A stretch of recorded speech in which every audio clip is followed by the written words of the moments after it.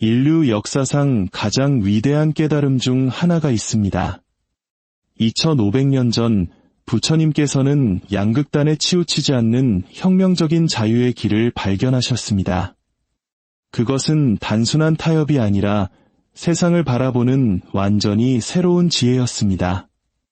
우리는 흔히 극단 사이를 오가며 살아갑니다. 너무 열심히 일하며 자신을 소진하거나 혹은 아무것도 하지 않은 채 방황하기도 합니다. 모든 것을 소유하려 집착하거나 반대로 모든 것을 포기하고 마음을 닫아버리기도 하죠. 하지만 이 양극단을 벗어난 또 다른 길이 있다면 어떨까요? 오늘 전해드릴 이야기는 부처님의 깨달음에서 시작되지만 거기서 멈추지 않습니다. 그로부터 700년 후 제2의 부처라 불리는 위대한 스승이 출현합니다. 그분의 가르침은 불교의 흐름을 송두리째 바꾸어 놓았고 전설에 따르면 용궁에서 신비로운 용들로부터 깊은 지혜를 전수받았다고 전해집니다. 그분이 바로 용수보살 나가르주나입니다.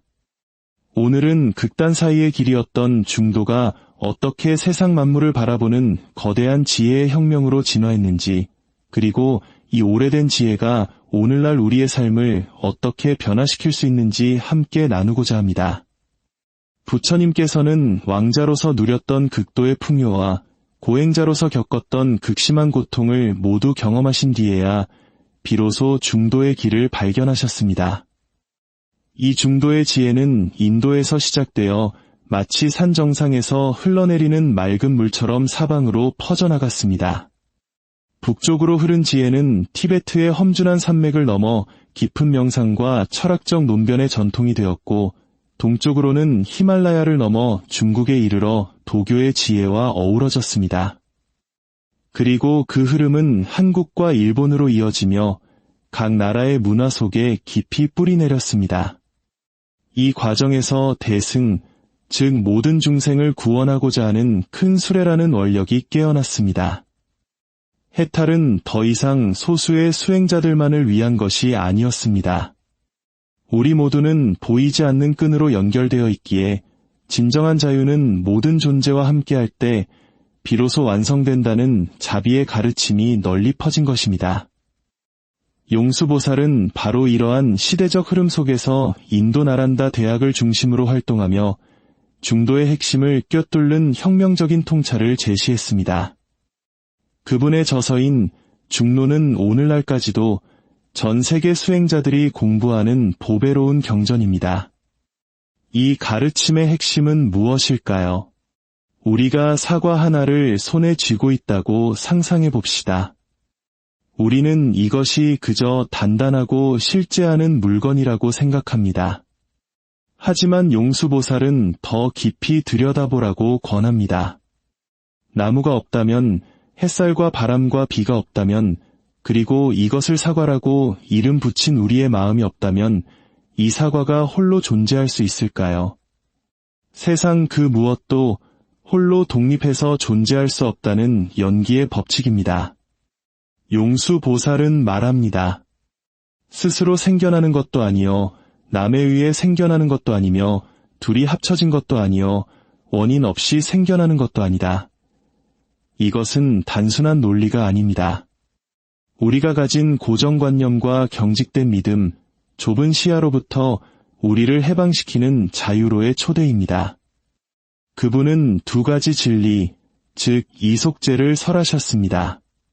하나는 우리가 일상에서 마주하는 자동차, 건물, 사람과 같은 세속적인 진리이고, 다른 하나는 그 모든 것의 본성이 비어있다는 공의 진리입니다. 무지개를 떠올려 보십시오. 무지개는 분명 우리 눈앞에 아름답게 보이고 사진으로 찍을 수도 있습니다. 하지만 다가가서 만져보려 하면 그 어디에도 실체는 없습니다. 있는 것도 아니요, 그렇다고 없는 것도 아닌 것, 이것이 바로 만물의 참모습입니다. 용수보살은 연기하는 것이 곡공이며 그것이 바로 중도다라고 선언하셨습니다. 바다의 파도와 같습니다. 파도는 스스로 존재할 수 없으며 바다와 떨어져 있지 않습니다. 파도는 일어나고 움직이고 부서지지만 그 본성은 물일 뿐입니다.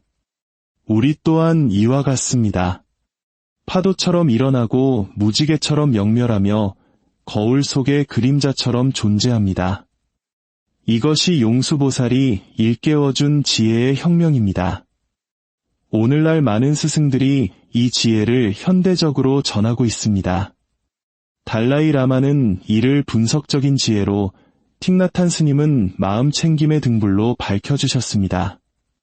그렇다면 이 심오한 가르침이 지금 우리의 고단한 삶에 어떤 위로가 될 수 있을까요? 여러분 자신의 정체성을 생각해 보십시오. 어떤 날은 스스로가 산처럼 단단하고 변하지 않을 것 같습니다.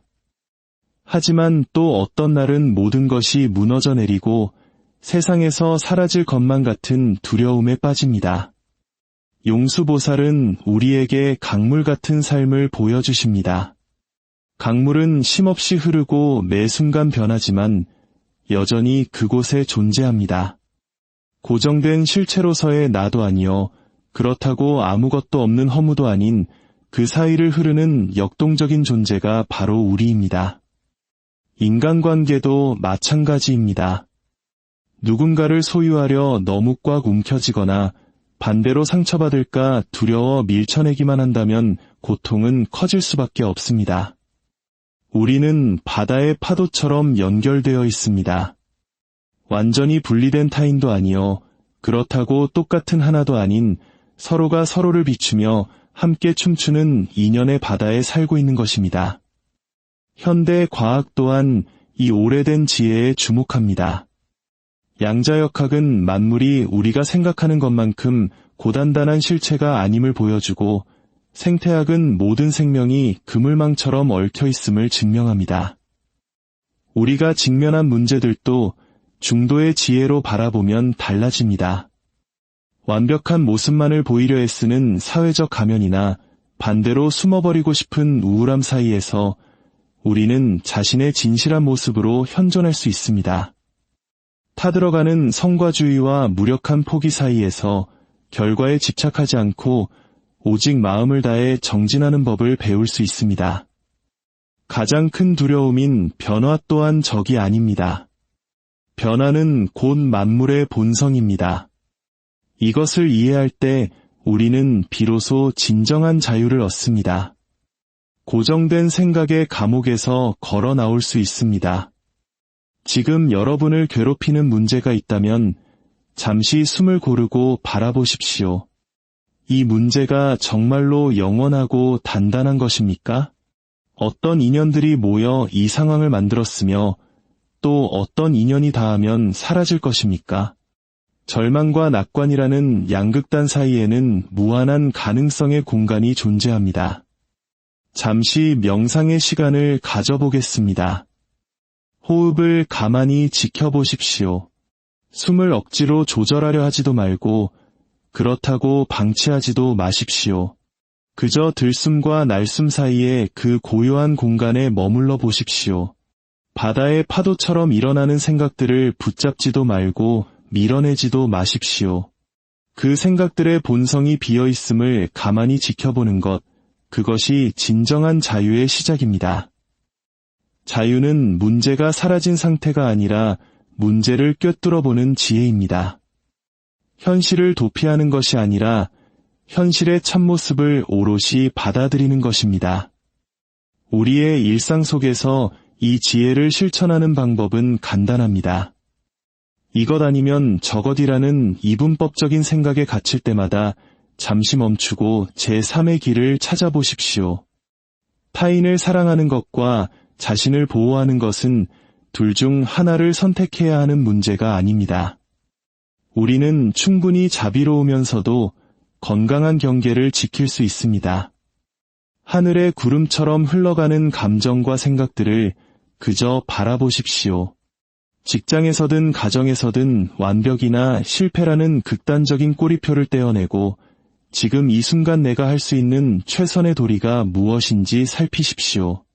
중도는 미지근한 타협이 아닙니다.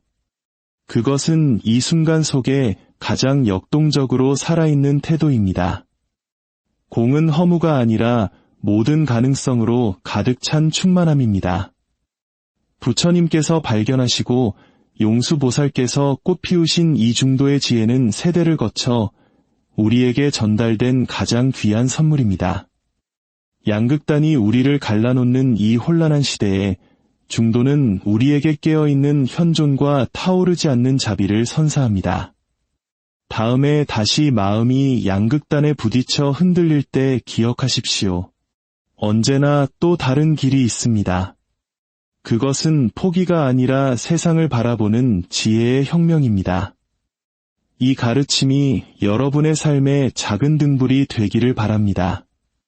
여러분의 마음속에 평화와 자유가 깃들기를 기원하며 다음 시간에 더 깊은 지혜로 다시 만나겠습니다. 성불하십시오.